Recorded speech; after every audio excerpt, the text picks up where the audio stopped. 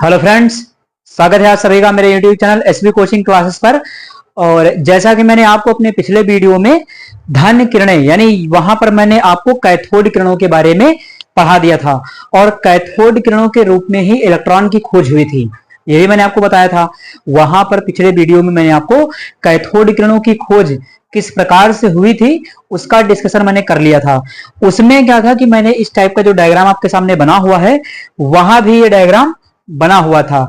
क्योंकि क्या हुआ कि जब कैथोड किरणों की खोज हो गई यानी इलेक्ट्रॉन की खोज हो गई तो वैज्ञानिक क्या है कि उसी एक्सपेरिमेंट को लेकर के उसी पर आगे और स्टडी करते रहे। क्योंकि वैज्ञानिकों को एक बात पता चल गई थी।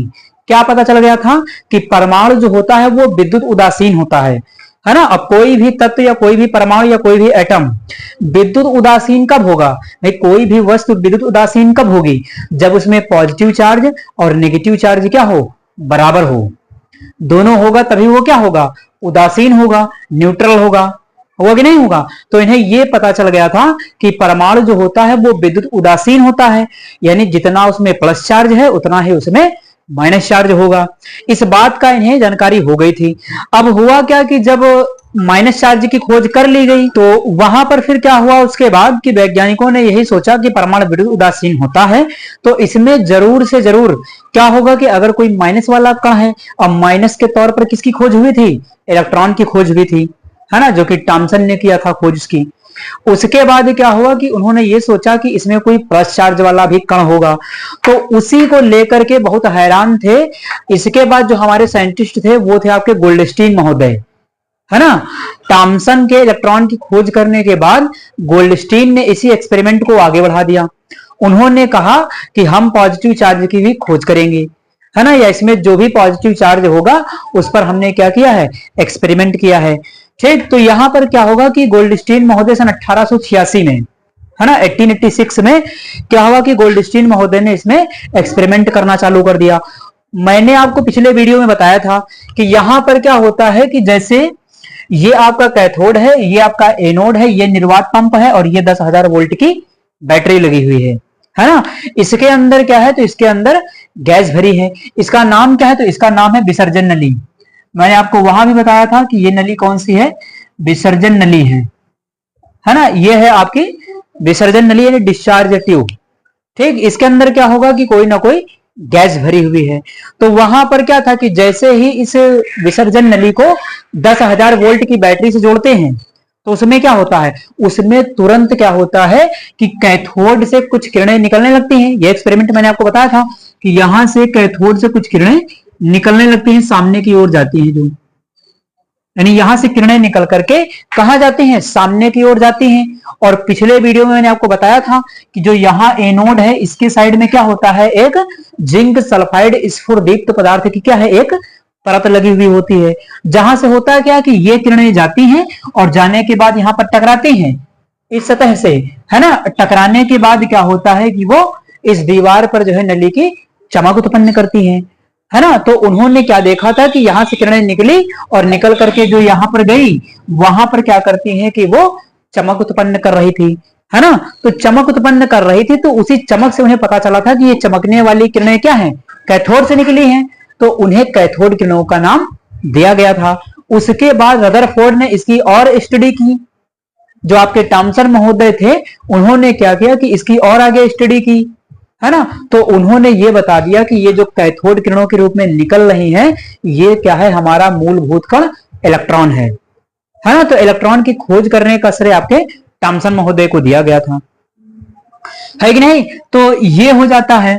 तो फिर उसके बाद क्या हुआ कि यहां से कुछ किरण निकल करके यहां पर चमक उत्पन्न करती हैं, है ना।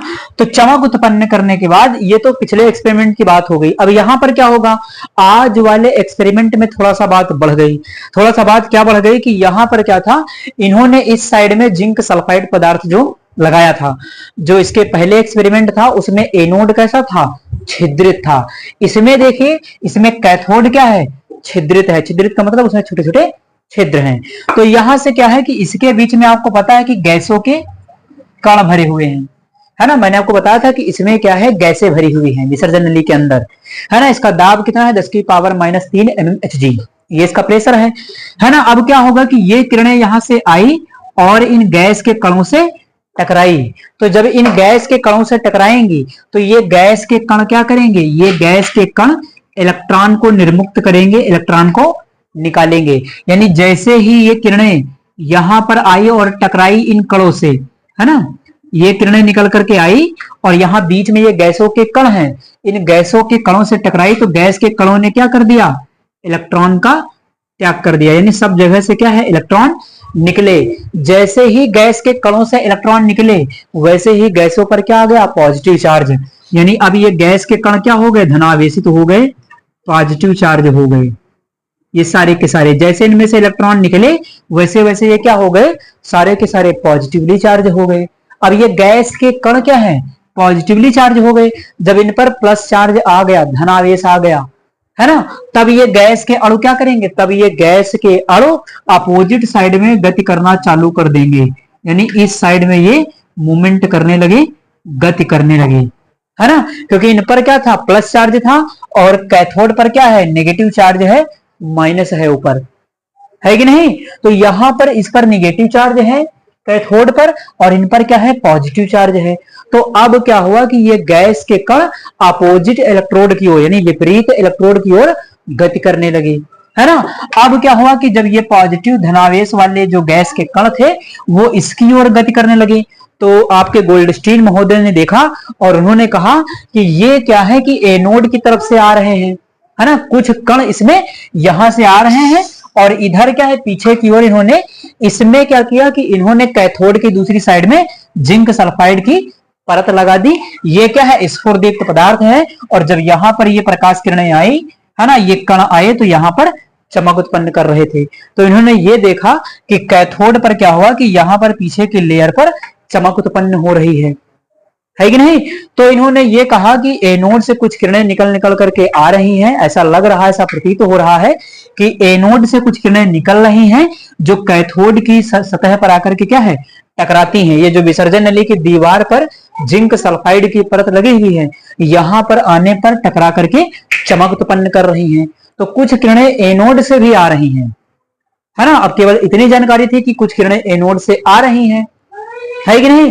तो उन्होंने क्या कहा कि ये हमारी क्या है, एनोड से निकली हुई किरणें हैं, इसलिए इनको एनोड किरणों का नाम दे दिया, है कि नहीं। तो यहां पर क्या हुआ कि इन्हें एनोड किरणों का नाम दे दिया क्योंकि क्या था कि ये किरणें ऐसा प्रतीत हो रहा था कि एनोड की साइड से निकल निकल करके आ रही हैं।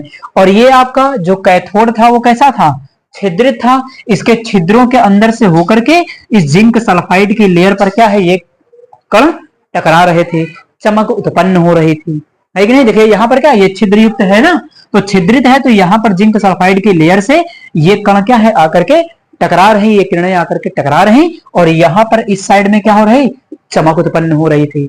तो इसके पहले वीडियो में क्या था कि इस साइड में चमक उत्पन्न हो रही थी, इसमें क्या है कि यहां पर चमक उत्पन्न हो रही है और यहां पर कैथोड की साइड में चमक उत्पन्न हो रही है। तो उन्होंने ये सोचा कि यहां पर क्या है कि कोई एनोड किरणें जो हमारी हैं वो निकल निकल करके आ रही हैं और कैथोड की दीवार पर चमक उत्पन्न कर रही हैं, है कि नहीं। तो यहां से इन्होंने एनोड किरणों की आपकी जो है खोज की। अब एनोड किरणों पर क्या है, पॉजिटिव चार्ज है, प्लस चार्ज है, इसलिए एनोड किरणों का दूसरा नाम धन किरणें है ना। इन्हें धन किरणें भी आपको लिखा हुआ मिल जाएगा किताब सीरीज में। उसके बाद क्या है कि ये क्या है कि ये किरणें जब इधर से इधर आ रही थी तो एक कैनाल की यानी गुफा की जैसी संरचना प्रतीत हो रही थी, इसलिए क्या है कि इन किरणों को एक और नाम दिया गया, कैनाल किरणें, है ना। तो कहीं धन किरणें लिखा होता है, कहीं एनोड किरणें लिखा हुआ होता है या कहीं पर कैनाल किरणें लिखा हुआ मिल जाता है कि नहीं। तो इस प्रकार से क्या होता है कि इन किरणों को तीन नाम दे दिए जाते हैं, एनोड किरणें, धन किरणें या फिर कैनाल किरणें। तीनों जो है नाम आपके क्या है, एनोड किरणों के ही हैं। तो इस प्रकार से ये एक्सपेरिमेंट कर कौन रहा था, तो ये एक्सपेरिमेंट कर रहे थे गोल्डस्टीन महोदय सन 1886 में, है ना। वहां पर इलेक्ट्रॉन की खोज होने के बाद यहां पर क्या है कि एनोड किरणों की खोज गोल्डस्टीन ने कर ली। अब इसकी खोज करने के बाद क्या है, और इसकी स्टडी करना आगे प्रारंभ किया, चालू किया। तो अब इसमें क्या होगा कि इसके और भी जब आगे स्टडी किया तो बहुत सारे एनोड किरणों के गुण भी निकल करके आए, है कि नहीं। ये तो मान लिया खोज कर लिया। अब इन्होंने क्या किया कि जैसे आपके इसके पहले वाले एक्सपेरिमेंट में वैज्ञानिकों ने कई सारे गुण कैथोड किरणों के बताए थे, तो यहाँ पर एनोड किरणों के भी बहुत सारे गुण बताए गए हैं, है कि नहीं। इस डायग्राम का क्या है कि आप स्क्रीनशॉट ले लीजिए, है ना, या फिर आप डायग्राम को स्क्रीन पर भी देख सकते हैं, मैं उसको भी यहाँ पर लगा देता हूं तो आप उसको भी देख लीजिएगा, है ना। यहाँ पर क्या होगा कि इसके जस्ट बाद हम इसके गुणों का डिस्कशन करेंगे, तो आप इसका स्क्रीनशॉट ले लीजिए।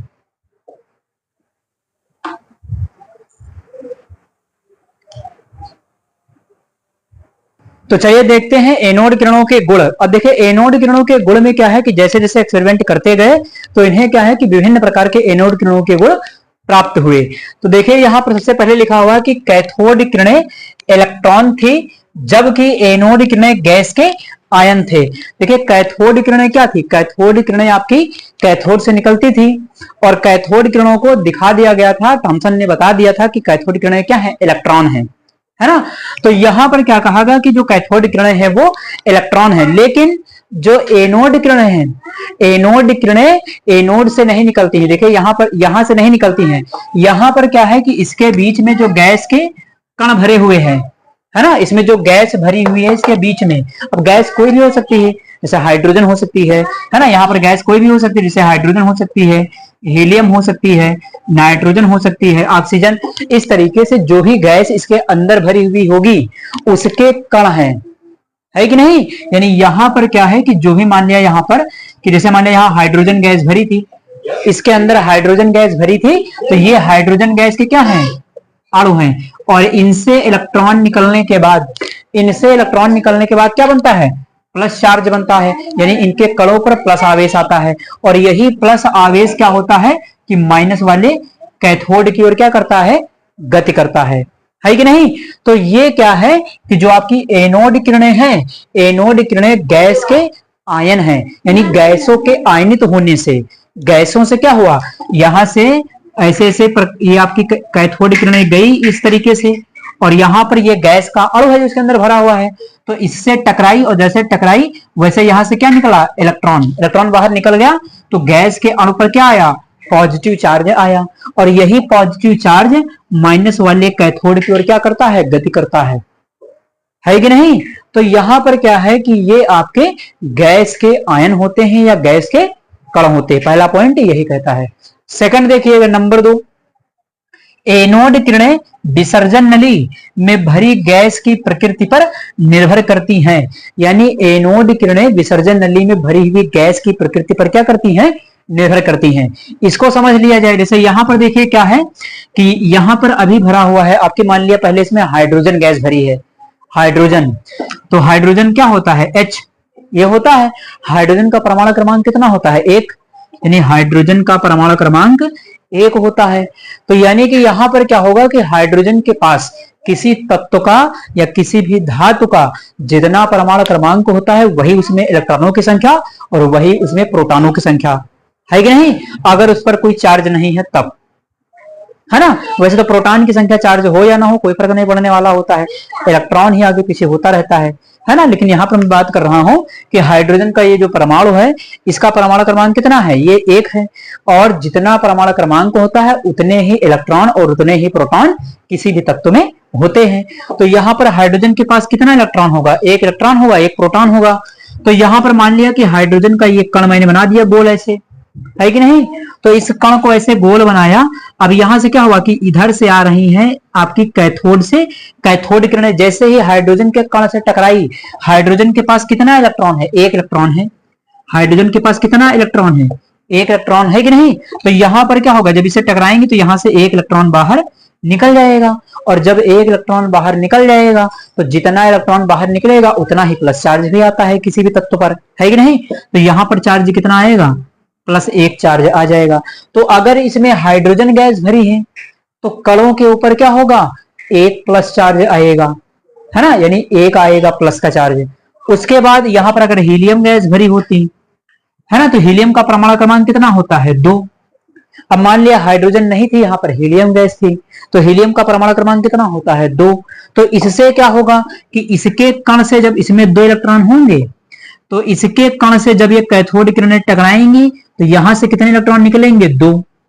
यानी यहां से 2 इलेक्ट्रॉन निकल गए, तो इसके ऊपर क्या होगा कि डबल प्लस का चार्ज आ जाएगा, 2 प्लस का आवेश हो जाएगा। तो इस प्रकार से जो भी गैस यहां पर भरी हुई होगी उसमें क्या है, इलेक्ट्रॉन निकलने के बाद उतना उसके ऊपर प्लस चार्ज आएगा, है कि नहीं। अब यहीं से गोल्डस्टीन ने और भी दिमाग लगाना चालू किया था। वो क्या दिमाग लगाया है अभी आगे बताएंगे, है ना। तो यहां पर हाइड्रोजन में 1 प्लस चार्ज आ जाएगा, हीलियम में 2 आ जाएगा, इस तरीके से नाइट्रोजन वगैरह है तो 3 है, ऑक्सीजन 4, इस तरीके से सब में आता चला जाएगा चार्ज। जैसी गैस यहाँ पर भरी हुई होगी वैसा क्या होगा, उसके ऊपर चार्ज आएगा और वैसा ही उस गैस का व्यवहार भी होगा, है कि नहीं। हाइड्रोजन गैस क्या है, हाइड्रोजन गैस सबसे हल्की है कि नहीं। उसके बाद क्या है, हीलियम गैस का नंबर आता है, दूसरी जो होती है ना। तो यहां पर क्या है कि हाइड्रोजन है, हीलियम है, तो गैसों की प्रकृति भी अलग अलग होती है। तो यही कह रहा है दूसरा पॉइंट कि एनोड किरणें विसर्जन नली में भरी गैस की प्रकृति पर निर्भर करती हैं, है कि नहीं। जिस प्रकार की यहाँ गैस भरी होगी उसी प्रकार से एनोड किरणों का उत्सर्जन होगा या गैस के कण आयनित होंगे। ठीक, चलिए नंबर 3 क्या है कि एनोड किरणों की उत्पत्ति एनोड से नहीं, यानी एनोड से नहीं हुई है, यहां से नहीं निकलती है, वो तो आप भी देख रहे हैं। इसके बीच में जो गैस के कण हैं या जो बीच में ये रिक्त स्थान है जहां पर गैस के कण पाए जा रहे हैं, उन कणों से उत्पत्ति हुई है एनोड किरणों की, है कि नहीं। वो कण ही तो है एनोड किरण, ठीक। हाँ, तो बल्कि एनोड व कैथोड के बीच रिक्त स्थान से हुई है। तो ये आपका कैथोड है, ये आपका एनोड है, इन दोनों के बीच का जो रिक्त स्थान है ये वाला, यहां से इनकी उत्पत्ति हुई है। और यहां से कैसे हुई है, तो यहां जो गैस के कण भरे हुए हैं वही आयनित हुए और वही आपके कैथोड की ओर गति करके गए और वही आपके चमक उत्पन्न कर रहे हैं कैथोड की साइड में, है कि नहीं। तो तीसरा गुण आपका यही कहता है। तो आप इसका स्क्रीनशॉट ले लीजिए, फिर मैं अगले गुण की बात करता हूं आपसे।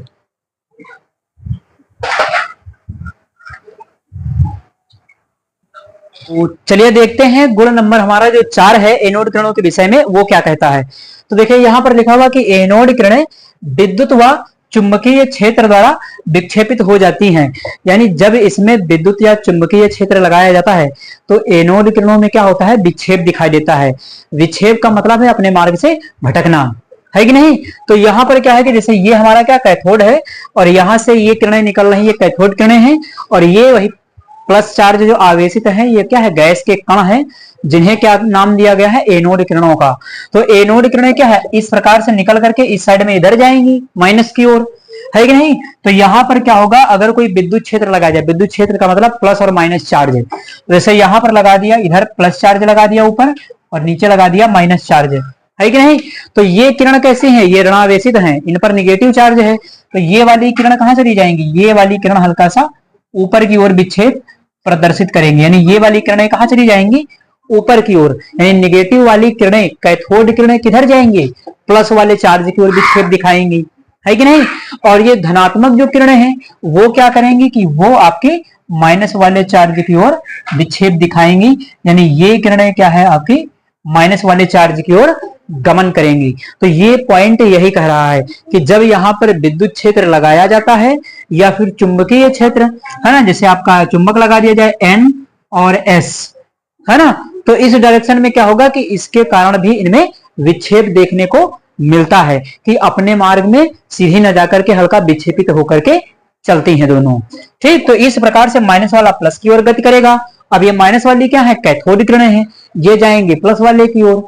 एनोड किरणों पर क्या है, प्लस का चार्ज है, तो ये जाएंगे माइनस चार्ज वाले की ओर, है ना। तो यही कह रहा है कि विद्युत व चुंबकीय क्षेत्र द्वारा विक्षेपित हो जाती हैं। ये पॉइंट नंबर 4 है।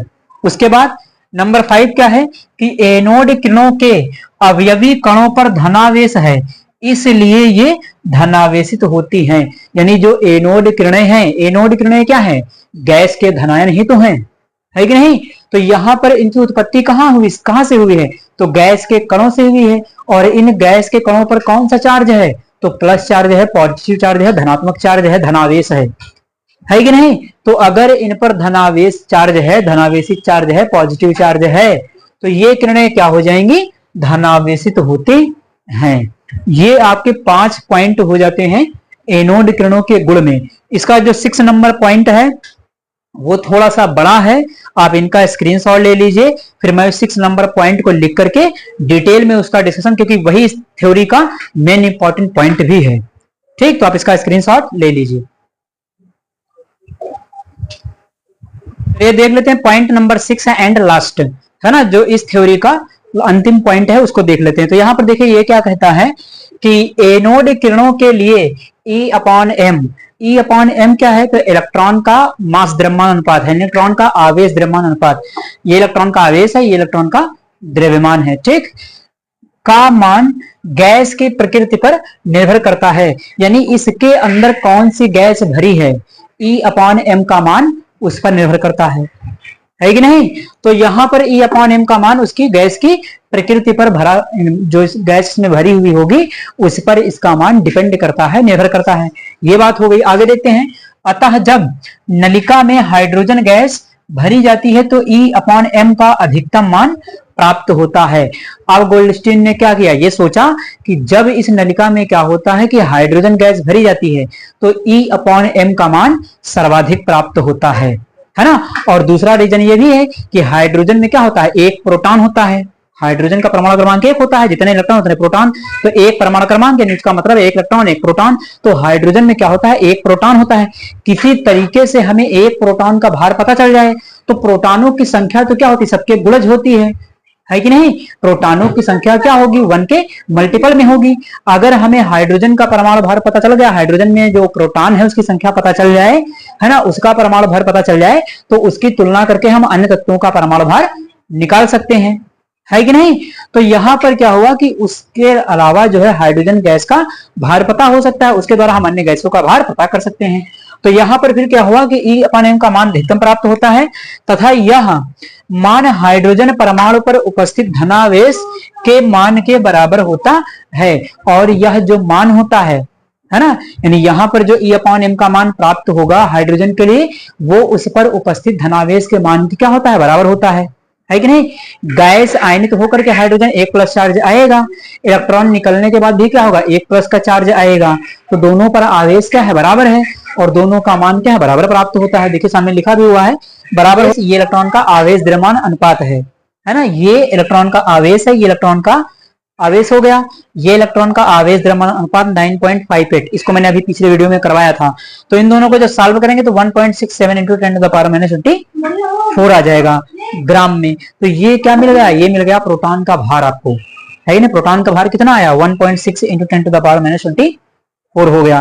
तो सबसे हल्की गैस हाइड्रोजन होती है, और हाइड्रोजन पर क्या होता है, एक प्रोटॉन होता है, एक पॉजिटिव चार्ज होता है। तो हाइड्रोजन का यदि हमें भार पता चल गया तो अन्य धातुओं का भी या अन्य तत्वों का भी हम भार कैलकुलेट कर सकते हैं आसानी से, है कि नहीं।